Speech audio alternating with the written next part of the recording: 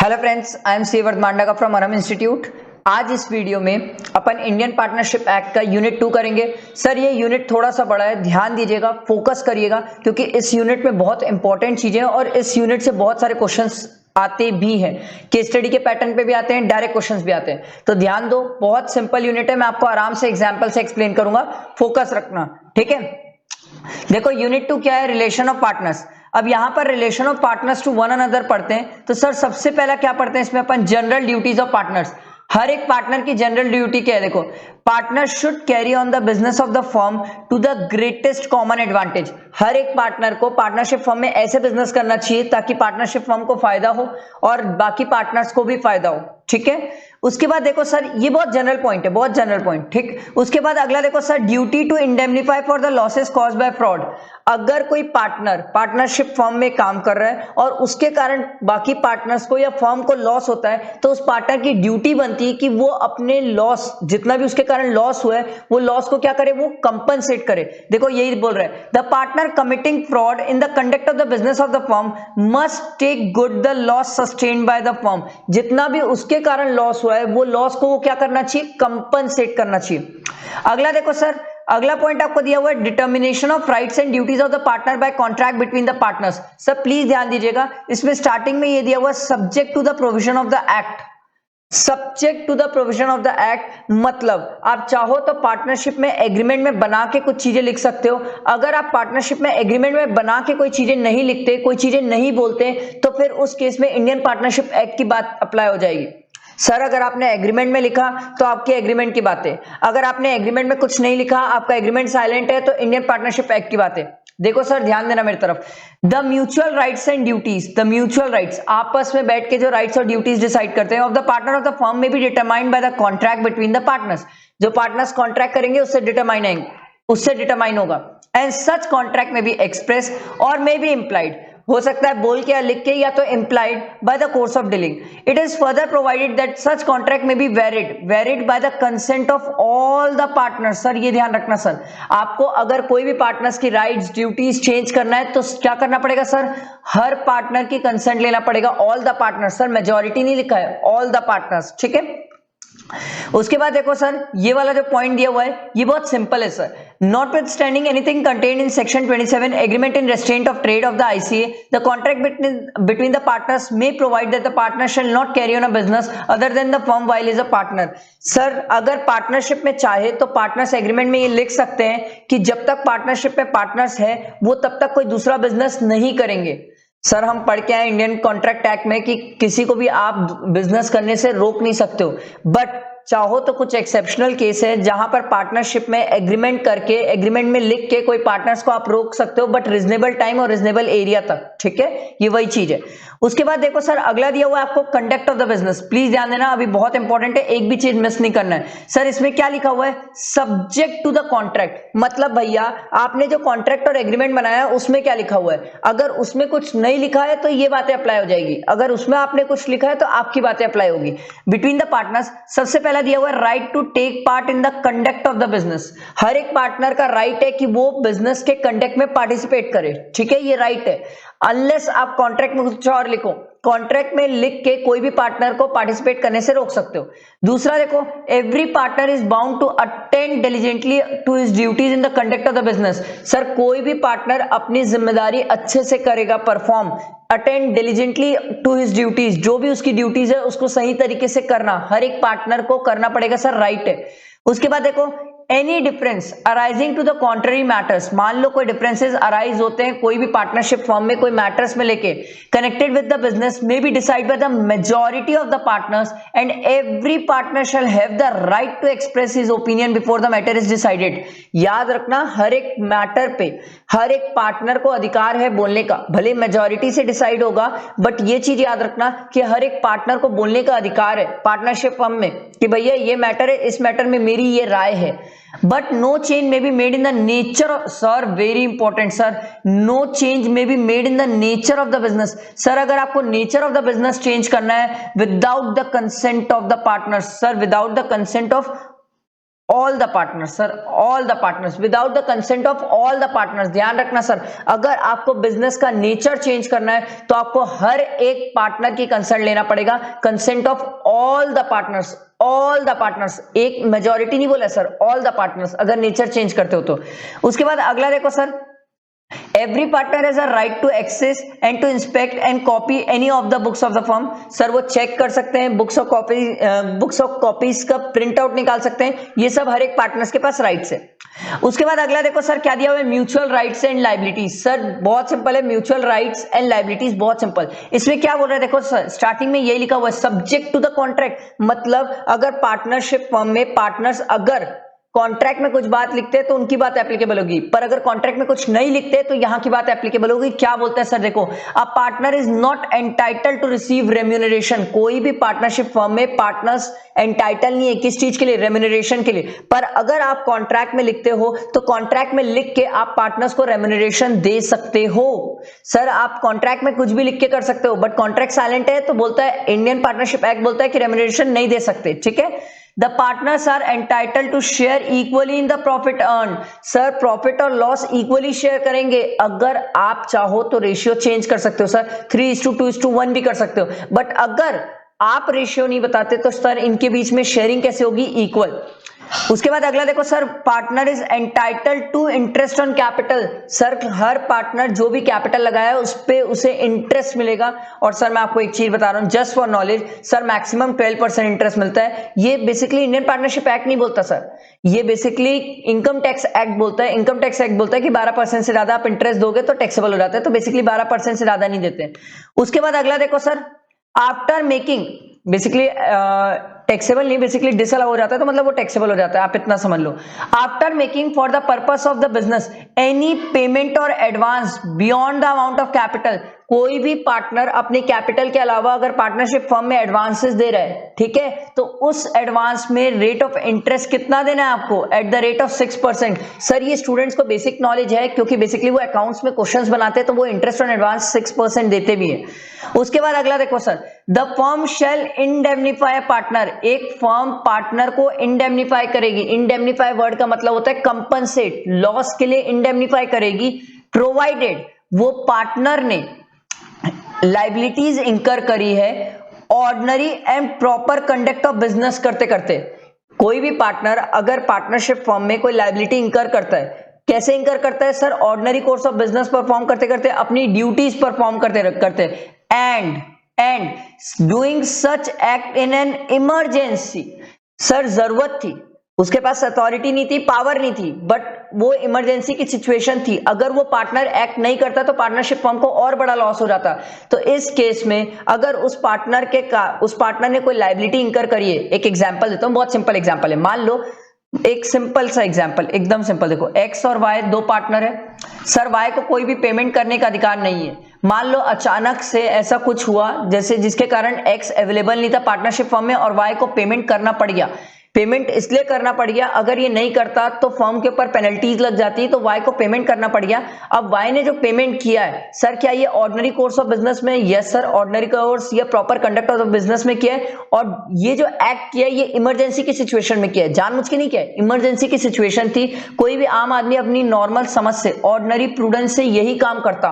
तो इस केस में सर ये वाली जो लाइबिलिटी है फर्म को इंडेमनीफाई करना पड़ेगा पार्टनर को। मतलब इनकी जो पार्टनरशिप फर्म है, सिंपल है, इनकी जो पार्टनरशिप फर्म है वो वाई को कंपनसेट करेगी। सर जितना भी वाई ने लाइबिलिटी इंकर करी है फर्म के भी आपने, वो कंपनसेट करेगी, ठीक। उसके बाद देखो सर, अब पार्टनर शेल इंडेमनीफाई। अब देखो कौन इंडेमनीफाई कर रहा है, partner shall indemnify the firm for any loss cause to it by his wilful neglect in the conduct of the business of the firm. अगर कोई पार्टनर के कारण फर्म को लॉस हो रहा है, विलफुल नेग्लेक्ट, कोई लापरवाही के कारण लॉस हो रहा है, तो याद रखना सर इस केस में पार्टनर को कंपनसेट करना पड़ेगा फर्म को, ठीक है। उसकी गलती के कारण अगर फर्म को लॉस हो रहा है। सर देखो राइट टू रेम्यूनरेशन, ये पॉइंट के नाम से भी जनरली आपको मिलता है sir, right to be indemnified and right to be indemnify the firm, इस पॉइंट के नाम से भी आपको मिल सकता है। उसके बाद अगला देखो सर, पार्टनरशिप की प्रॉपर्टी। सर बहुत ज्यादा जरूरी है, ध्यान से सुनना sir. The property of the firm, the property which is deemed as belonging to the firm in the absence of any agreement between the partner showing contrary intentions, contrary मतलब कुछ अलग नहीं दिखाते, is compromise of the following terms, comprised of the following terms, all the properties, rights and interests in which partners may have brought into the common stock of the common business। Sir simple मैं आपको ये बता रहा हूं, कोई भी partnership firm की property, partnership firm में अगर कोई पार्टनर्स लेके आ रहे हैं पार्टनरशिप पर्पस के लिए, तो वो प्रॉपर्टी फर्म की माने रहेगी और फर्म उस प्रॉपर्टी को यूज करेगी। सर सिंपल ये बोल रहा है, जब तक कुछ एग्रीमेंट में कुछ अलग ना लिखा हो या एग्रीमेंट में कुछ अलग से स्पेसिफिक मेंशन ना किया रहा, तो पार्टनरशिप की प्रॉपर्टी पार्टनरशिप की रहेगी। All properties, rights, duties for the firm, simple ये दिया हुआ है। Even goodwill of the business, sir goodwill simple है सर, आपको पता है गुडविल क्या होती है, बहुत बचपन से पढ़ के आ रहे हैं हम गुडविल क्या होता है, ठीक है। The determination of question whether a particular property is or not the property of the firm ultimately depends on the real intention and the agreement of the partners. Sir very important, कोई भी property को partnership firm की property या partners की property हम किस basis में decide करेंगे सर? रियल इंटेंशन देखेंगे या तो फिर एग्रीमेंट देखेंगे सर। एक तो रियल इंटेंशन देखेंगे, दूसरा एग्रीमेंट देखेंगे कि क्या एग्रीमेंट है, क्या एग्रीमेंट में ये लिखा हुआ है कि ये पार्टनरशिप फर्म की प्रॉपर्टी है, कि एग्रीमेंट में ये लिखा हुआ है कि पार्टनर्स की प्रॉपर्टी। सर वेरी इंपॉर्टेंट, उसी के बेसिस में डिसाइड करेंगे कि पार्टनरशिप की प्रॉपर्टी है कि पार्टनर की प्रॉपर्टी है। आप बोलोगे सर क्या इससे फर्क पड़ता है? मैं आपको ट्रूली बता रहा हूं बहुत फर्क पड़ता है। आगे हम इसको पढ़ेंगे तो आप समझेंगे कि क्या फर्क पड़ेगा सर, क्या फर्क पड़ेगा अगर कोई प्रॉपर्टी को हम पार्टनरशिप फर्म की बोल दे या कोई प्रॉपर्टी को पार्टनर की बोल दे, ठीक है। फिर मैंने देखो सर गुडविल भी बताया, कोई स्टूडेंट को अगर मान लो गुडविल क्लियर नहीं होता तो गुडविल क्या होता है सर, ठीक है। Where the property is exclusively belonging to a person it shall, sir ये ध्यान दो सर, ये इंपॉर्टेंट है। Where the property is exclusively belonging to a person, it does not become a property of the partnership merely because it is used for the business of the partnership. Such property will become the property of the partnership if there is an agreement। याद रखना, कोई अगर partner अपनी property को partnership firm में use करने दे रहा है for business purpose, it doesn't mean कि वो पार्टनरशिप फर्म की प्रॉपर्टी हो गई। एग्जांपल, कोई पार्टनर ने अपना गोडाउन दे दिया कि चल यार मेरे पास गोडाउन खाली पड़ा हुआ है, पार्टनरशिप फर्म को यूज करने के लिए दे देता हूं, तो इट डजंट मीन कि वो पार्टनरशिप फर्म की प्रॉपर्टी हो गई। वो प्रॉपर्टी तो अभी भी पार्टनर की इच्छा है, प्रोवाइडेड अगर पार्टनर एग्रीमेंट करके ट्रांसफर करे पार्टनरशिप फर्म को कि भाई मैं एग्रीमेंट करके ट्रांसफर कर रहा हूं कि ये प्रॉपर्टी अब किसकी हुई, पार्टनरशिप फर्म की, तो उस केस में फिर वो पार्टनरशिप फर्म की प्रॉपर्टी कहलाएगी। आया समझ? उसके बाद देखो sir, application of the property of the firm, sir subject to the contract. देखो फिर से लिखा हुआ है, आप अगर कॉन्ट्रैक्ट में कुछ बात लिखोगे तो आपकी बात, नहीं लिखोगे तो यहां की बात। Between the partners the property of the firm shall be held and used by the partner exclusively for the purpose of the business. Sir सिर्फ और सिर्फ पार्टनरशिप फर्म की प्रॉपर्टी पार्टनर्स लोगों को पार्टनरशिप फर्म के पर्पस के लिए, business के लिए यूज करना है, अपने पर्सनल पर्पस के लिए यूज नहीं करना है। एग्जाम्पल, पार्टनरशिप फर्म ने कोई अगर कार खरीदी है तो इट डजंट मीन कि वो कार को पार्टनर्स पर्सनल पर्पस के लिए यूज करे, उसको सिर्फ पार्टनरशिप फर्म के पर्पस के लिए ही यूज करना है। अगला देखो sir, profit earn by the partners, क्या बोल रहे, ध्यान देना सर। अगर कोई भी पार्टनर पार्टनरशिप में रहते टाइम, मतलब मान लो वो पार्टनरशिप में है और पार्टनरशिप में रहते टाइम वो कहीं से भी पर्सनल प्रॉफिट अर्न करता है, पर्सनल प्रॉफिट मतलब बाहर कोई अलग जाके काम करता है, पार्टनरशिप फर्म को बताता नहीं है, तो उसकी ये ड्यूटी बनती है कि जो भी वो प्रॉफिट कमाया है वो पार्टनरशिप फर्म को शेयर करे। सर देखो, where a partner derives any profit for himself from any transaction of the firm or from the use of the property or the business connection of the firm, या फिर firm का नाम use कर रहा है, देख लो भाई, या तो फर्म का नाम यूज कर रहा है, फर्म की प्रॉपर्टी यूज कर रहा है, फर्म के लिए, फर्म के नाम से या फर्म के बिहाफ पे कोई ट्रांजैक्शन कर रहा है जिससे खुद का पर्सनल प्रॉफिट अर्न कर रहा है, he must account for that profit and पे इट टू द फर्म। वो प्रॉफिट को उसको किसको वापस करना चाहिए, पार्टनरशिप फर्म को। आया समझ? उसके बाद देखो सर, अगला दिया हुआ है, प्लीज ध्यान से देखना, बहुत इंपॉर्टेंट, बहुत बड़ा chapter, I know that, but बहुत इंपॉर्टेंट है, आपको ध्यान से सुनना होगा सर, प्लीज ध्यान से सुनना होगा। Rights and duties of a partner after a change in the firm. Sir firm में चेंजेस कब आ सकते हैं? बहुत सिंपल सी बात है सर, या तो नया पार्टनर आ जाएगा, या किसी पार्टनर की डेथ और रिटायरमेंट, या फिर sir where the partnership concern carries on business other than the business for which it was originally from. जिस पर्पस के लिए बिजनेस, जिस पर्पस के लिए पार्टनरशिप फर्म बनाया था, अब किसी और पर्पस के लिए यूज कर रहे हो आप पार्टनरशिप को, नेचर ऑफ पार्टनरशिप चेंज हो गया है, या तो फिर partnership carrying is expired after is carried on after the expiry। Simple है सर, 5 साल के लिए पार्टनरशिप बनाए थे, आप 5 साल बाद भी पार्टनरशिप कैरी कर रहे हो, तो ये सब केसेस में सर चेंजेस आते हैं राइट्स एंड ड्यूटीज में। इन्होंने क्या बोला, ध्यान से सुनना सर, ध्यान से सुनना, इन्होंने क्या बोला, सब्जेक्ट टू द कॉन्ट्रैक्ट।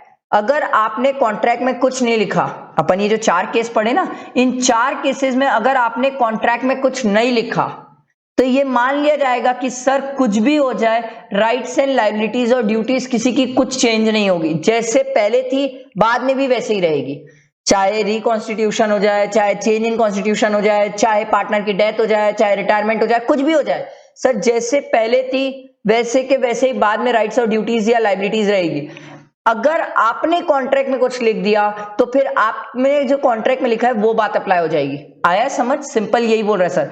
उसके बाद देखो sir, relation of a partners to third party, बहुत सिंपल है सर।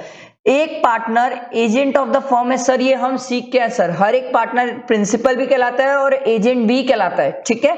उसके बाद अगला देखो sir, employed authority of a partner as an agent to the firm. Employed authority word का मतलब होता है मान के चलना कि पार्टनर्स के पास ये सब पावर है। एम्प्लॉयड अथॉरिटी मतलब ये मान के चलना कि पार्टनर्स के पास ये सब पावर है, बोलने की जरूरत नहीं है। Employed authority of a partner as an agent of the firm subject to the provision of section 22 the act of the partner which is done to carry on the usual way of the business. जैसे usually business को carry करते हैं वैसे हर एक partner के पास अधिकार है business carry करने का। In the absence of any uses or custom of trade to the contrary, the implied authority of the partner does not empower him to।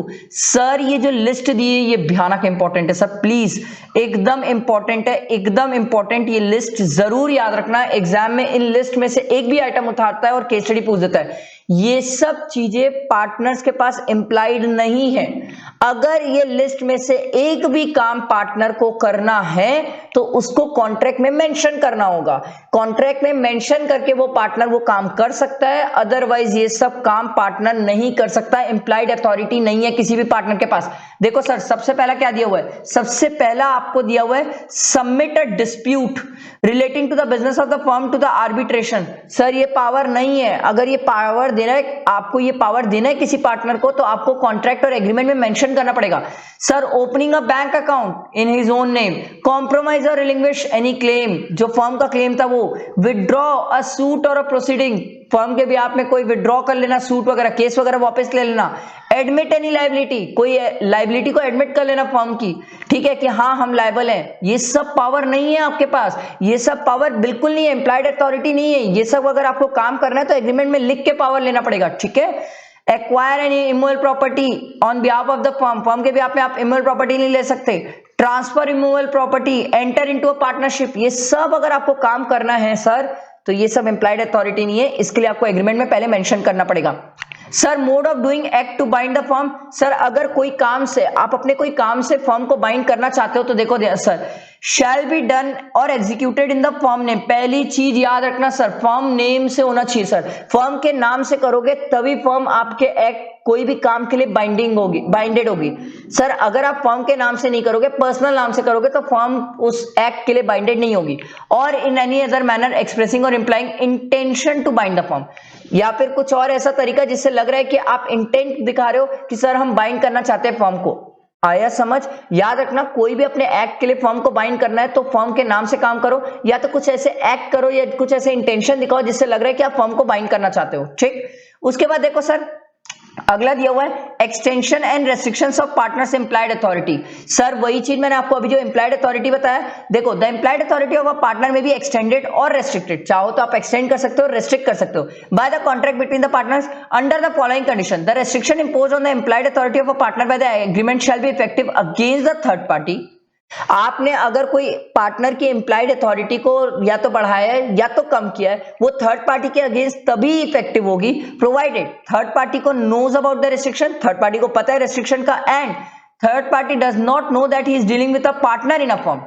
Sir वो एक इंडिविजुअल पार्टनर से डील नहीं कर रहा है, वो पार्टनरशिप फर्म से डील कर रहा है। देखो सिंपल सी बात है, अगर आपने कोई भी पार्टनर की एम्प्लॉयड अथॉरिटी को बढ़ाया, घटाया या किसी को एम्प्लॉयड अथॉरिटी प्रोवाइड करी, या कोई ऐसा पावर था जो उसके पास नहीं था, उसने आपने उसको प्रोवाइड किया, तो ये इफेक्टिव तभी होगा थर्ड पार्टी के अगेंस्ट में। पहले तो थर्ड पार्टी को पता होना चाहिए कि आपने ये चीज किया है। दूसरा, सर थर्ड पार्टी उस पार्टनर से एक्ट नहीं कर रहा है, उस पार्टनरशिप फर्म से एक्ट कर रहा है, उसके पार्टनरशिप फर्म से काम कर रहा है, ठीक है।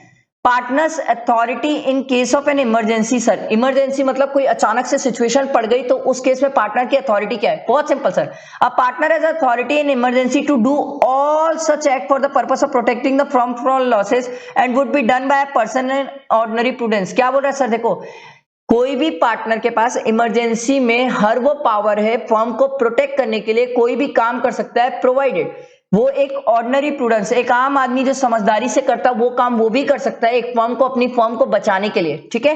In his own case acting under similar circumstances such act bind the firm. अगर वो खुद उस सिचुएशन में होता तो अपने लिए क्या करता, वही काम वो फर्म के लिए भी कर सकता है, और उस काम के लिए फर्म क्या होगी? बाइंडेड होगी, प्रोवाइडेड इमरजेंसी हो, फर्म के नाम पे हो और फर्म को बचाने के लिए हो, जैसे वो खुद को बचाता। अगला देखो sir, effect of admission by a partner. अब सिंपल सी बात है सर, अगर आप कोई पार्टनर को एडमिट करते हो तो जिस दिन से आप एडमिट किए उस दिन से वो लायबल हो जाता है। बहुत सिंपल है sir. Effect of notice to acting partner, sir ये बहुत सिंपल है सर, अगर आपने कोई भी पार्टनरशिप फर्म में एक्टिव पार्टनर, एक्चुअल पार्टनर या ऑस्टेंसिबल पार्टनर, सर तीनों एक ही है, नाम अलग अलग है, अगर आपने इनको नोटिस दे दी तो ये मान लिया जाता है कि फर्म को नोटिस मिल गई है सर। अगर आपने एक्चुअल पार्टनर, एक्टिव पार्टनर या ऑस्टेंसिबल पार्टनर इनको नोटिस दे दी तो ये मान लिया जाता है फर्म को नोटिस मिल गई है सर। देखो यही मिल रहा है, notice to one is equivalent to the notice to the rest of the partner of the firm, just as a notice to the agent is notice to the principal. This notice must be actual notice होना चाहिए, not constructive, मतलब वाक्य में जाके hand delivery होनी चाहिए, notice उस आदमी तक पहुंचना चाहिए और नोटिस उसने खोल के देखा हो। अगर वो नोटिस एक्चुअली में दी नहीं गई है, सिर्फ हवा में बातें चल रही है, तो उस केस में ये नहीं माना जाएगा कि सर पार्टनरशिप फर्म को नोटिस मिल गई है। मतलब मान लो, जैसे एक एग्जांपल है, इनकम टैक्स वाले बोले कि हमें पार्टनरशिप फर्म से 10 लाख रुपए टैक्स लेना है, ठीक है, उन्होंने नोटिस दी ही नहीं। अगर नोटिस वो पार्टनर तक पहुंची नहीं, पार्टनरशिप फर्म तक पहुंची नहीं और उसे खोल के देखा नहीं गया, तो ये माना ही नहीं जाएगा कि नोटिस रिसीव हुई है। नोटिस मस्ट बी एक्चुअल वाक्य में, ठीक है। It must be receive by a working partner, sir sleeping partner वैसे भी कुछ नहीं करता है, उसे देके करोगे क्या? वर्किंग पार्टनर, ठीक है। आया समझ? वेरी सिंपल, एकदम ध्यान से सुनते जाओ। आई नो थोड़ा सा बड़ा है बट इंपॉर्टेंट है सर, बहुत इंपॉर्टेंट है चैप्टर, बहुत important. Liability to third parties, sir क्या हर एक partner jointly as well as severally liable है? यस सर, पार्टनरशिप फर्म में हर एक partner jointly as well as severally liable है। सर पार्टनरशिप फर्म में हर एक पार्टनर की लायबिलिटी क्या होती है सर? अनलिमिटेड। वेरी सिंपल, मैं आपको एकदम सिंपल एग्जांपल से बताता हूं सर। एक्स और वाई पार्टनर थे, इनको जेड को पेमेंट करना था, ठीक है। सर Z चाहे तो X से पूरा वसूल सकता है, Z चाहे तो Y से पूरा वसूल सकता है, Z चाहे तो ये दोनों से मिलके वसूल सकता है। इसी को बोला जाता है sir jointly as well as severally liable. हर एक partner jointly as well as severally liable है, इसीलिए लायबिलिटी अनलिमिटेड होती है। उसके बाद अगला देखो sir, liability of the firm for the wrongful act of a partner. अगर कोई पार्टनर रॉन्गफुल एक्ट करता है तो याद रखना उसके रॉन्गफुल एक्ट के लिए वो पार्टनर खुद लायबल होगा। The firm is liable to the extent as the partner for any loss or injury cause to the third party by the wrongful act of the partner.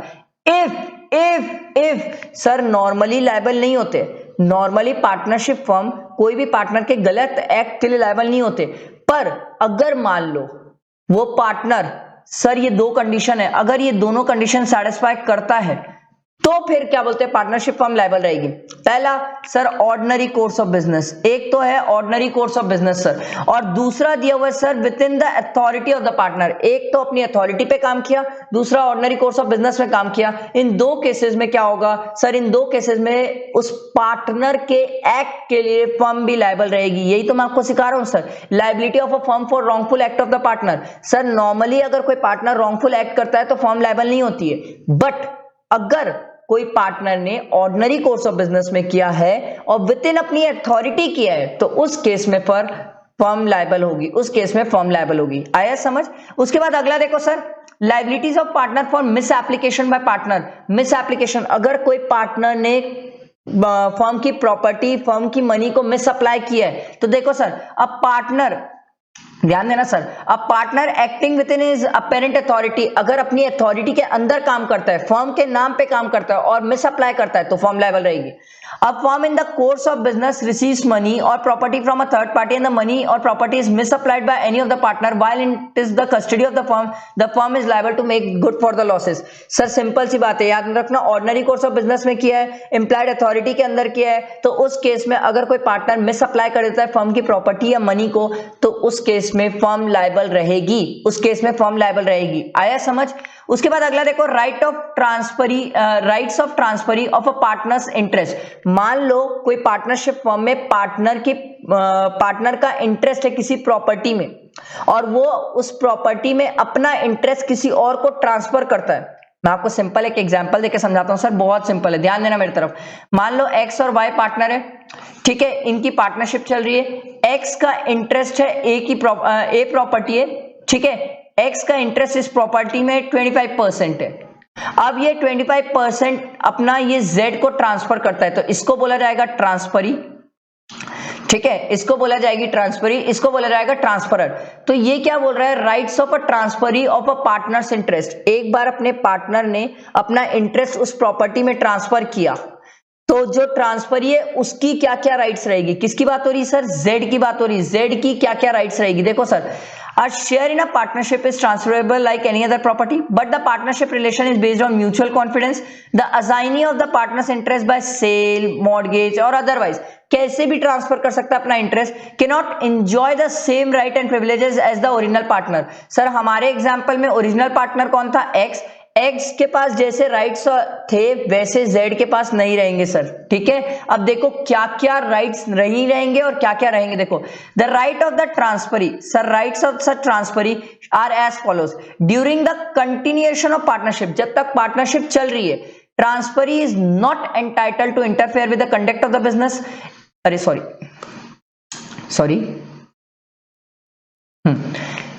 transferee is not entitled to interfere with the conduct of the business, to require accounts or to inspect books of accounts। जब तक partnership चल रही है, तीन चीजों के लिए transferee नहीं बोल सकता।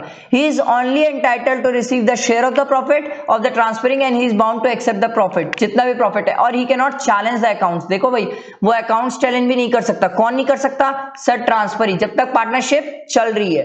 पर अगर मान लो पार्टनरशिप डिसॉल्व हो गई on the dissolution of the firm or on the retirement of the transferring partner, तो उस केस में right to receive the share of the asset of the firm, अपना शेयर लेके जाएगा एसेट में से, एंड एसरटेनिंग द शेयर, कितना मेरा शेयर बनता है एसेट में वो खुद एसरटेन कर सकता है, पहचान सकता है। He is entitled on an account as from the date of dissolution. Sir वो बुक्स ऑफ अकाउंट्स भी चेक कर सकता है, कब से सर? डेट ऑफ डिसोल्यूशन से। आया समझ? वेरी सिंपल सर, बहुत आसान है। आई नो थोड़ा सा बड़ा है, बट प्लीज फोकस करो, ध्यान दो, आपको समझ आएगा सर। अगला ध्यान दो sir, minor admitted to the benefit of partnership. हमने माइनर को एडमिट किया बेनिफिट के लिए। सर हम एक चीज सीख के आए सर, माइनर के साथ कोई भी कॉन्ट्रैक्ट नहीं कर सकते सर, वॉइड होता है, वॉइड एग्रीमेंट होता है, शुरू से ही गलत होता है। बट अगर आपने माइनर के साथ कोई कॉन्ट्रैक्ट या एग्रीमेंट एंटर किया या माइनर को आपने एडमिट किया पार्टनरशिप में, तो याद रखना सिर्फ बेनिफिट के लिए ऐड कर सकते हो, मतलब वो सिर्फ बेनिफिट ले सकता है, लॉस बियर नहीं करता सर, पर्सनली कभी लायबल नहीं होता माइनर। देखो सर, माइनर्स कॉन्ट्रैक्ट वही लिखा हुआ है सर, देखो ध्यान दो, minors contract is void. Minor के साथ कोई भी कॉन्ट्रैक्ट क्या होता है? Void. Minor can not become a partner in a firm because partnership is founded on the contract. Contract के बेसिस में बनती है, एग्रीमेंट बनता है। Though a minor can not be a partner in firm, he can none other less be admitted to the benefit of the partnership। मैंने आपको बताया sir, ये काई के लिए एडमिट हो सकता है, बेनिफिट के लिए ऐड हो सकता है। अब माइनर की क्या क्या राइट्स है ये देखते जाओ सर, ध्यान देना माइनर की राइट्स क्या है। सबसे पहला दिया हुआ है right to his agreed share of profit, अपना प्रॉफिट लेके जाएगा माइनर। दूसरा, inspect and copy the books, copy the accounts, वो चेक कर सकता है और उसकी कॉपी भी ले सकता है। कौन? माइनर। उसके बाद देखो, sue the partners for the accounts or for payment of his share, कोई भी पार्टनर के ऊपर केस कर सकता है कि मेरा प्रॉफिट नहीं दे रहा है, ठीक है, या फर्म के ऊपर, ध्यान रखना। On attaining the majority within 6 months elect to become a partner or not to become a partner. जैसे ही मेजॉरिटी, मतलब जैसे ही वो मेजर हो जाएगा, 18 का हो जाएगा, 6 months के अंदर ये बताएगा कि वो पार्टनर बनना चाहता है कि नहीं बनना चाहता। If he elects to become a partner, he is entitled as a, then he is entitled as a minor. एक second, sorry, if he elects not to become a partner है, सर ये नॉट है। If he elects not to become a partner then he is entitled as a minor, तो फिर वो minor माना जाएगा। If he does not then his share is not liable for the act of the firm after the date of public notice serve to that effect. Simple सी बात है sir, ठीक है। एक सेकेंड, यहां पर लाइन में ना एक छोटी सी गड़बड़ है सर, ध्यान दो सर, ये नॉट नहीं। If he elects to become a partner he is entitled as a minor, और वो माइनर मतलब अब वो बाद में मेजर हो जाएगा, ठीक है। पहले माइनर था, बाद में वो एज अ मेजर हो जाएगा। इफ इट डज नॉट मतलब वो मना कर देता है, ठीक है, मना कर देता है। अगर मना कर देता है then he share is not liable for the act of the firm after the date of the public notice. जैसे ही नोटिस मिल जाता है कि ये भैया पार्टनर नहीं बनना चाहता, पार्टनर कंटिन्यू नहीं रहना चाहता, माइनर था छोड़ दिया, तो इस केस में वो लायबल नहीं होगा। वैसे भी वो लायबल होता भी नहीं है सर, ठीक है। उसके बाद देखो सर माइनर की लायबिलिटीज क्या बोल रहे हैं, प्लीज ध्यान देना। बिफोर अटेनिंग मेजोरिटी, बिफोर अभी मेजोरिटी अटेन नहीं किया है sir, is only confined to the extent of a share. जितना प्रॉफिट मिलेगा ना सर उतना ही लॉस बियर करेगा सर। अगर प्रॉफिट 10 रुपए मिला है तो लॉस भी 10 ही रुपए लेके जाएगा सर। लॉस कभी 12 का एक्सेप्ट नहीं करेगा, ये पर्सनली कभी लायबल नहीं होगा। देखो यही लिखा हुआ है, नो पर्सनल लायबिलिटी। माइनर की कभी पर्सनल लायबिलिटी नहीं होती। Minor can not be declared as insolvent. Sir insolvent कैसे डिक्लेयर करोगे? आपको किसी को इंसॉल्वेंट डिक्लेयर करना है तो सबसे पहले वो लायबिलिटी लेगा, तब तो इंसॉल्वेंट होगा। ये तो लायबिलिटी ही नहीं लेता, ठीक है, आया समझ। उसके बाद देखो आफ्टर अटेनिंग मेजोरिटी, ये तो बिफोर था। आफ्टर अटेनिंग मेजोरिटी प्लीज ध्यान देना, within 6 months of his attaining majority or is obtaining knowledge that he had been admitted to the benefit of the partnership, whichever is later, the minor partner has to decide whether he shall remain as a partner or leave। मैं आपको एक example से समझाता हूं sir, बहुत simple है। मान लो कोई 1 मई को, ठीक है, 1 मई को कोई भी पार्टनर, मान लो एक माइनर था, ठीक है, माइनर ए था, वो 1 मई को मेजर बना, ठीक है, उसका बर्थडे आया, वो मेजर बन गया 18th। ये क्या बोल रहा है, अब प्लीज ध्यान देना, within 6 months of his obtaining majority. 6 month sir, मई से 6 month गिनते हैं सर, मई, जून, जुलाई, अगस्त, सितंबर, अक्टूबर। तो सर 1 अक्टूबर को विद इन 6 month बोल रहा है, ये हो गया 6 month, पहला वाला केस। दूसरा, और is obtaining knowledge that he has been admitted to the benefit of the partnership. अब ये मान लो अगर 2021 है, ठीक है, ये 2021 है, और मान लो ऑब्टेनिंग नॉलेज, अब मान लो उसको नॉलेज, सुनो, उसको नॉलेज कब होता है कि वो पार्टनरशिप फर्म में एडमिटेड है फॉर द बेनिफिट। अब अगर उसको नॉलेज होता है, अपन ले लेते हैं 1 अप्रैल 2023 में, तो sir 6 month or this date, whichever is देख लो sir, whichever is later. Sir यहां पर स्टूडेंट गड़बड़ कर जाते हैं एग्जाम में, whichever is later sir, later. तो इस केस में सर इस बंदे के पास, इस माइनर के पास, ये जो ए माइनर है, इसके पास टाइम पीरियड 1/4/2023 तक टाइम पीरियड है कि इस टाइम पीरियड तक ये क्या कर ले, क्या कर ले, बता दे कि उसे एज अ पार्टनर कंटिन्यू करना है कि नहीं करना है, क्योंकि वो मेजर हो गया। अब उसे पार्टनर एज अ कंटिन्यू करना है कि नहीं करना है, इसे बताना पड़ेगा। आप बोलोगे सर मतलब कोई भी पार्टनर के पास मिनिमम 6 month होता है मेजर बनने के बाद कि 6 month के अंदर बता दे। यस, मिनिमम 6 month तो उसके पास होता ही है सर, वही बोला हुआ है। देखो, the minor partner has to be decide whether he shall remain as a partner or leave the firm. When he has been elected not to become the partner, he shall give public notice। अगर उसने elect कर लिया कि मेरे को partner नहीं बनना है तो पब्लिक नोटिस दे देगा। Then he has elected not to become a partner and such notice shall determine his position as regard of the firm। If he fails to give the notice, he shall become a partner of the firm on the expiry of the said 6 month। लो भाई लोचा। अब अगर ये मान लो, अगर ये 6 months के अंदर नोटिस नहीं देता, ठीक है, भले ही इसे नॉलेज इस दिन हुआ है, भले ही इस दिन इसको नॉलेज हुआ है, बट अगर ये 6 month के अंदर नोटिस नहीं देता तो ये क्या होगा सर, ऑटोमेटिक पार्टनर बन जाएगा सर, ऑटोमेटिक पार्टनर बन जाएगा। ये यही बोल रहा है सर, वेरी इंपॉर्टेंट। देखो पहले तो टाइम पीरियड बहुत बढ़ गया था, गवर्नमेंट को लगा ये तो बहुत गलत है, बाद में ये कभी भी बोलेगा कि मेरे को नॉलेज में नहीं था, मेरे को नॉलेज में नहीं था, तो गवर्नमेंट ने क्या बोला, if he fails to give notice he shall become a partner in a firm on the expiry of the set 6 month। सर अगर ये 6 महीने के अंदर, देखो इसको जो 6 महीना मिला है ना सर, ये 6 महीने के अंदर डिसाइड कर ले, 6 महीने के अंदर नोटिस दे दे। अगर ये नोटिस नहीं दिया तो ये ऑटोमेटिक पार्टनर बन जाएगा, भले ही तेरे को बाद में पता चले, इससे कोई फर्क नहीं पड़ता, ठीक है, ये चीज का ध्यान रखना। उसके बाद देखो sir, when he becomes a partner, अगर मान लो माइनर पार्टनर बन जाता है, ठीक है, तो सर वो फिर पर्सनली लायबल हो जाएगा थर्ड पार्टीज के लिए। फिर जैसे पार्टनरशिप फर्म काम करती है और बाकी पार्टनर्स काम करते हैं, वैसे माइनर भी काम करेगा। When he elect not to become a partner, तो सर उसको ड्यू डेट तक क्या सर एक डेट तक within 6 month public notice देना पड़ेगा। Not liable for the act of the firm after the notice and shall be entitled to sue the partner for his share, अपने share के लिए दूसरे पार्टनर के ऊपर केस कर सकता है। बहुत सिंपल। सर अगला देखो sir, legal consequences of partner coming in और आउट। सर ये बहुत सिंपल है सर। सब्जेक्ट, ये तो introduction of a partner. Sir subject to the contract, जब तक कॉन्ट्रैक्ट में कुछ और ना लिखो, कोई भी नया पार्टनर आता है तो सर एग्जिस्टिंग पार्टनर्स की कंसेंट लगती है, consent of all the existing partner. और जब तक आप राइट्स और लायबिलिटीज ड्यूटीज में चेंजेस नहीं करते हो, वो वैसी के वैसी रहेगी सर। और जब से वो इंट्रोड्यूस हुआ है तब से वो लायबल रहेगा। अगर आप कॉन्ट्रैक्ट में लिख दोगे कि पहले से लायबल रहेगा तो पहले से भी लायबल रहेगा। एकदम सिंपल बात। अगला दिया हुआ है sir, retirement of a partner. Sir अगर कोई पार्टनर रिटायर हो रहा है तो याद रखना, रिटायर होने के लिए भी आपको क्या चाहिए sir? Consent of all the partners, हर एक पार्टनर की कंसेंट चाहिए। इंट्रोडक्शन के लिए भी कंसल्ट चाहिए, रिटायरमेंट के लिए भी कंसल्ट चाहिए। या तो एन एक्सप्रेस एग्रीमेंट में लिख दो कि भाई हम रिटायर होना चाहते हैं, या पार्टनरशिप एट विल है तो बाय नोटिस देके रिटायर हो जाओ। अब अगर कोई रिटायरिंग पार्टनर है, प्लीज वेरी इंपॉर्टेंट यहां पर ध्यान देना, इससे केस स्टडी आती है। अगर कोई पार्टनर रिटायर हो रहा है, अगर कोई भी पार्टनर रिटायर हो रहा है तो वो पार्टनर तब तक लायबल रहेगा पार्टनरशिप फर्म में जब तक वो नोटिस नहीं दे देता। सर पब्लिक नोटिस नहीं देता, ध्यान रखना, वेरी इंपॉर्टेंट। अगर कोई पार्टनर रिटायर हो रहा है तो उसका पब्लिक नोटिस देना जरूरी है सर। अगर वो पब्लिक नोटिस नहीं देता तो उस केस में सर जब तक पब्लिक नोटिस नहीं दिया है, उसका अकाउंट सेटल नहीं हो, भले उसका अकाउंट सेटल कर लो पर पब्लिक नोटिस नहीं दिया तो वो लायबल रहेगा सर। देखो बहुत इंपॉर्टेंट है सर, बहुत ज्यादा इंपॉर्टेंट, इससे केस स्टडी आती है। A retiring partner may be discharge from any of the liability to the any third party for the act done after his retirement or by an agreement by him and such third party and the partner of the reconstituted firm, and such agreement may be implied by a course of dealing between the third party and the reconstituted firm after he acknowledge of the retirement। ठीक है, knowledge of the retirement. Notwithstanding the retirement of a partner from a firm, he and the partner continue to be liable as a partner to third party for act done by any one of them which would be done and is an act of the firm if done after retirement until public notice is given। Sir यही तो मैं बोल रहा हूं, जब तक public notice नहीं दी जाएगी तब तक वो जो पार्टनर रिटायर हो रहा है वो लायबल रहेगा, याद रखना। अच्छा लायबल रहेगा तो एक क्वेश्चन मन में आता है, सर पब्लिक नोटिस नहीं दिए और उस बीच में अगर पार्टनरशिप फर्म में प्रॉफिट कमाया तो क्या वो प्रॉफिट भी लेके जाएगा?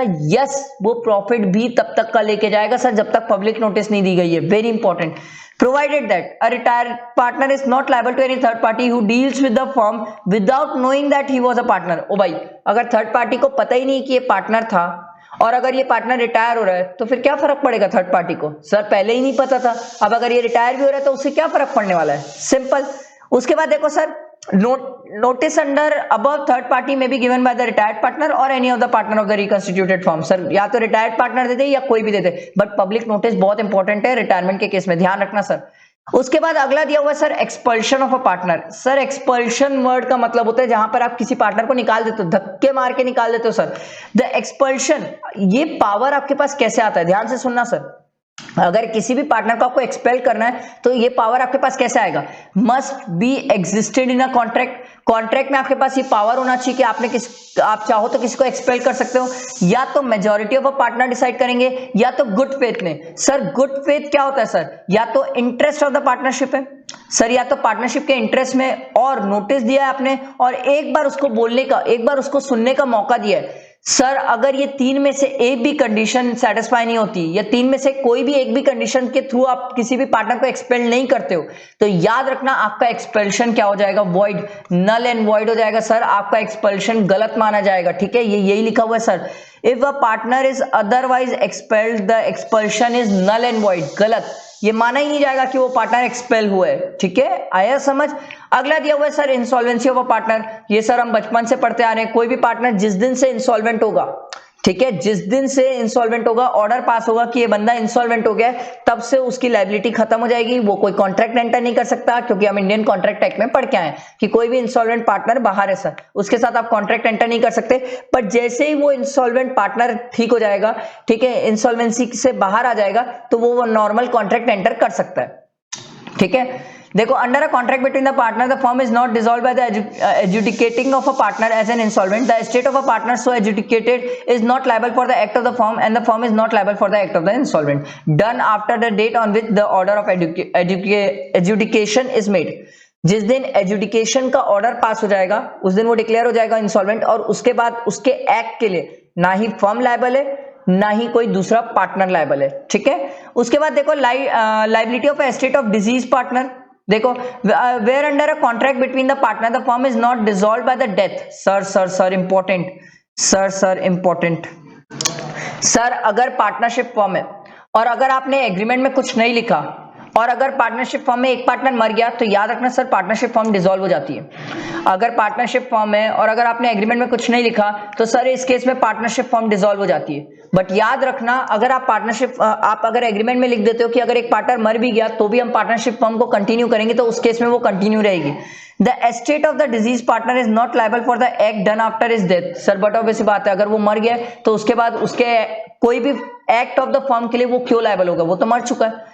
उसके बाद देखो sir right of an outgoing partner to carry on the competing business. Sir क्या कोई बाहर पार्टनर जा रहा है पार्टनरशिप फर्म को तो वो क्या कंपीटिंग बिजनेस कर सकता है? यस कर सकता है, प्रोवाइडेड आप चाहो तो एग्रीमेंट में लिख के रोक सकते हो। ही मे नॉट इसलिए बोला है क्योंकि सब्जेक्ट टू द कॉन्ट्रैक्ट है सर। अगर आप कॉन्ट्रैक्ट में जाओ तो आप उस पार्टनर को रोक सकते हो रीजनेबल प्लेस तक, रीजनेबल टाइम तक, रीजनेबल एरिया तक। देखो आप उसे रोक सकते हो फर्म का नाम यूज करने के लिए। Represent himself as the carrying of business of the firm, वो रिप्रेजेंट नहीं करेगा कि वो फर्म के नाम से काम कर रहा है। Yes solicit the customer, partnership firm के कस्टमर को सॉलिसिट नहीं करेगा। आया समझ? उसके बाद अगला देखो sir right of an outgoing partner in certain cases to share subsequent profit. Sir अगर मान लो कोई पार्टनर बाहर जा रहा है, पार्टनरशिप फर्म को छोड़ के जा रहा है, रिटायर हो रहा है, तो क्या वो सब्सिक्वेंट प्रॉफिट शेयर करेगा? यस तब तक करेगा जब तक उसका अकाउंट सेटल नहीं होता और पब्लिक नोटिस नहीं चल जाती in case of retirement. Sir देखो it lays down a substantial law relating to the liability of the surviving or continuing partner who without a settlement of account with the legal representative of the deceased partner utilize the asset of the partnership for continuing the business। Sir तो उस case में subsequent जो भी profit होगा वो sir disease जो legal representative है disease partner जो मर गया है उसका जो लीगल रिप्रेजेंटेटिव है, अगर आपने अकाउंट सेटल नहीं किया डेथ के बाद भी तो उस केस में सर आपको सब्सिक्वेंट प्रॉफिट देना पड़ेगा, ठीक है। Revocation of continuing guarantee by the change in form. Sir simple सी बात है, कंटिन्यूइंग गारंटी वर्ड का मतलब क्या होता है सर? जहां पर कोई partnership firm series of transaction करती है, बहुत सारे ट्रांजैक्शंस करती है और उन ट्रांजैक्शंस के लिए कोई भी पर्सन गारंटी प्रोवाइड करता है कि ठीक है, मैं आपको एक एग्जांपल देता हूं, बहुत सिंपल एग्जांपल है, ध्यान से देखो। एक्स और वाई मिला के पार्टनरशिप फर्म बनाए, जेड ने इस पार्टनरशिप फर्म की कंटिन्यूइंग गारंटी दी है। कैसे दी है? ये बोला है कि सर अगर एक्स और वाई जितने भी ट्रांजैक्शंस करेंगे, कल के दिन अगर ये फर्म पैसा नहीं दे पाएगी तो मैं पीछे बैठा हूं, मैं पैसा दे दूंगा, तो इसको बोला जाता है कंटिन्यूइंग गारंटी। देखो सर अब अगर मान लो आप फर्म का कॉन्स्टिट्यूशन चेंज करते हो, फर्म में कुछ चेंजेस करते हो, major change in the constitution of the firm operate to revoke the guarantee as to all the future transactions. अगर आपने पार्टनरशिप फर्म में चेंज किया, मान लो आपने ए को भी एडमिट कर लिया, तो इस केस में अगर जेड को आपने इन्फॉर्म नहीं किया और अगर ए को एडमिट कर लिया तो सर जेड की जो कंटिन्यूइंग गारंटी है, सर जेड की जो ये कंटिन्यूइंग गारंटी ये क्या हो जाएगी? रिवोक हो जाएगी, ठीक है। ये क्या हो जाएगी? रिवोक हो जाएगी, वेरी सिंपल, ठीक है। पर अगर आपने जेड को इन्फॉर्म कर दिया है, सच चेंज में अकर बाय डेथ, रिटायरमेंट, कोई भी हो सकता है, introduction of new partner, but अगर आपने जेड को इन्फॉर्म कर दिया है, सिंपल है सर, अगर आपने जेड को पहले ही इन्फॉर्म कर दिया है तो उस केस में उसकी कंटिन्यूइंग गारंटी रिवोक नहीं होगी। अगर आपने उसको इन्फॉर्म कर दिया है तो वो रिवोक नहीं होगी, अगर इन्फॉर्म नहीं किया है तो रिवोक हो जाएगी। आया समझ? फ्रेंड्स ये पार्टनरशिप का सेकंड यूनिट था, थोड़ा ज्यादा ही बड़ा है आई नो, बट प्लीज इसको पेशेंस से सुनना। अगर एक बार अच्छे से सुन लोगे तो आपके दिमाग में पूरा बैठ जाएगा। जितना हो सके फ्रेंड्स तक शेयर करो, चैनल को सब्सक्राइब करो, बेल आइकन प्रेस करना नहीं भूलना क्योंकि बहुत ज्यादा इंपॉर्टेंट है। अभी थर्ड यूनिट भी हमें पढ़ना है, फिर एलएलपी और कंपनीज एक्ट, फिर क्वेश्चन भी प्रैक्टिस करना है, ठीक है। कोई भी चीज ना समझ आए बिंदास पूछो, बट प्लीज अच्छे से फोकस करके पढ़ो, ठीक। चलो थैंक यू फ्रेंड्स।